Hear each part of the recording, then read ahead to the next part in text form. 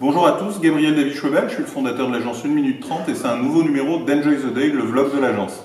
Aujourd'hui, je vais vous partager une idée que Tarek Demiati m'a proposée sur LinkedIn. C'était sur un précédent numéro du blog où je parlais de la difficulté de s'associer et l'idée que l'association était comme un mariage. Il m'a suggéré de parler du solo-entrepreneuriat et de la solitude de l'entrepreneur.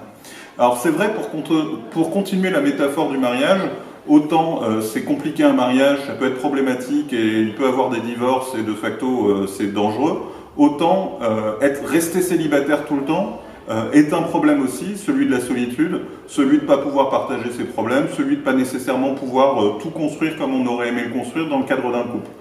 Être solo-entrepreneur, c'est mon cas aujourd'hui sur 1 minute 30, j'ai 100% départ, est un problème et je me suis souvent senti confronté à des moments de solitude parce que fondamentalement, même si les collaborateurs sont des gens hyper responsables, engagés et que si j'ai une équipe soudée autour de moi, quand il y a des problèmes lourds, quand il y a des problèmes forts, il n'y a personne vraiment qui peut complètement les partager. J'ai aujourd'hui une équipe dont je suis hyper fier et hyper content et qui s'est beaucoup stabilisée depuis la nouvelle organisation. Mais malgré tout, quand l'année dernière on a eu des problèmes d'organisation et de gestion, il n'y avait pas grand monde à qui je pouvais me confier, avec qui je pouvais vraiment partager les affres de la solitude que je vivais un peu tout seul. Et en cela, d'être solo-entrepreneur et d'être le seul à porter une boîte, c'est parfois un vrai engagement, une vraie responsabilité. J'avais essayé de faire un article qui n'est jamais passé dans la presse, qui était sur la charge mentale des entrepreneurs. C'était un parallèle avec l'article sur la charge mentale des femmes et une BD qui est sortie dans la presse en mai ou juin 2017.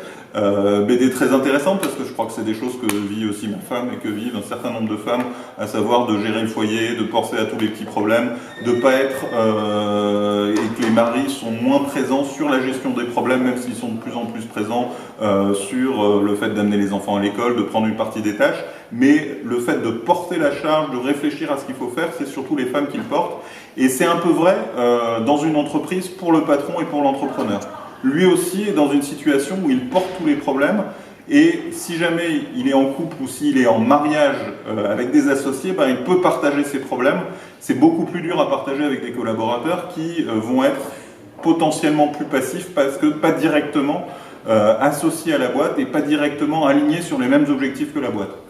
Je vous parlerai dans un prochain épisode de la rémunération variable que je mets en place dans l'agence. Pour moi, l'idée, c'est vraiment de faire en sorte qu'il y ait un alignement des objectifs et que je ne sois pas le seul nécessairement à porter les objectifs de rentabilité de la boîte. Un outil de rémunération variable, et on en parlera plus tard, peut être aussi un outil de pédagogie pour faire en sorte que même si je ne suis pas associé avec tous mes collaborateurs et que je suis le seul associé de la boîte, on ait des objectifs communs et une envie commune d'arriver à des résultats positifs. Voilà, j'espère que ce numéro vous a intéressé. Je vous invite à commenter, partager, liker cette page, liker cette vidéo, la partager autour de vous, à faire vos commentaires. Ce numéro est terminé. Enjoy the day. À bientôt. Merci à tous.